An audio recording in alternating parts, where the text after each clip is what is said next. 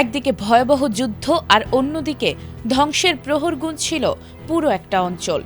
যে কোনো মুহূর্তে জ্বলে উঠতে পারত বিশ্বযুদ্ধের আগুন। ঠিক সেই মুহূর্তে পর্দার আড়ালে বেজে উঠল একটি ফোন কল, আর তাতেই যেন থমকে গেল পরাশক্তির রণহুঙ্কার।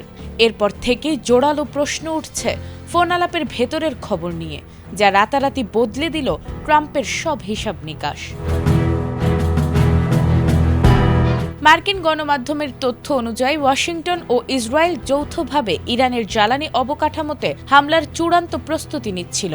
তবে এরই মধ্যে ঘটে গেল এক নাটকীয় ঘটনা। বিশ্ব যখন ধরে নিয়েছে আর কোনো পথ খোলা নেই, ঠিক তখনই উল্টে গেল ঘটনার মোড়। আন্তর্জাতিক সংবাদ মাধ্যম আল জাজিরা তাদের এক বিশেষ প্রতিবেদনে সৌদি প্রেস এজেন্সির বরাতে জানিয়েছে, চরম উত্তেজনার সেই মুহূর্তে সঠিক প্যাড আর সঠিক তথ্য দিয়ে এসব সামলে নিব এক হয়ে। Monalisa sanitary napkin. রিয়াদের রাজপ্রাসাদ থেকে সরাসরি ফোন যায় ওয়াশিংটনে। মার্কিন প্রেসিডেন্ট ডোনাল্ড ট্রাম্পের ফোনে তখন সৌদি যুবরাজ মোহাম্মদ বিন সালমানের কণ্ঠ। আল জাজিরার প্রতিবেদন অনুযায়ী সেই ফোন আলাপে যুবরাজ স্পষ্ট জানিয়ে দেন, মধ্যপ্রাচ্যকে আর কোনো বড় সংঘাতের নরকে ঠেলে দেয়া যাবে না। বুলেট কিংবা ক্ষেপণাস্ত্র নয়, আলোচনার টেবিলই পারে এই সংকটের সমাধান করতে। আর এর জন্য প্রথম শর্ত একটি স্থায়ী যুদ্ধবিরতি।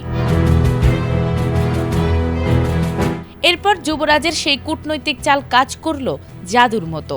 সৌদি প্রেস এজেন্সির তথ্য অনুযায়ী মাত্র ২৪ ঘন্টার ব্যবধানে নিজের অবস্থান থেকে ১৮০ ডিগ্রি ঘুরে গেলেন মার্কিন প্রেসিডেন্ট। ট্রাম্প নিজেই সংবাদ মাধ্যমকে ঘোষণা করলেন, বাতিল করা হয়েছে ইরানের ওপর পূর্ব পরিকল্পিত সেই বড় সামরিক হামলা। ডোনাল্ড ট্রাম্পের ভাষায়, যুদ্ধের বদলে এখন টেবিলে এসেছে একটি চুক্তির রূপরেখা।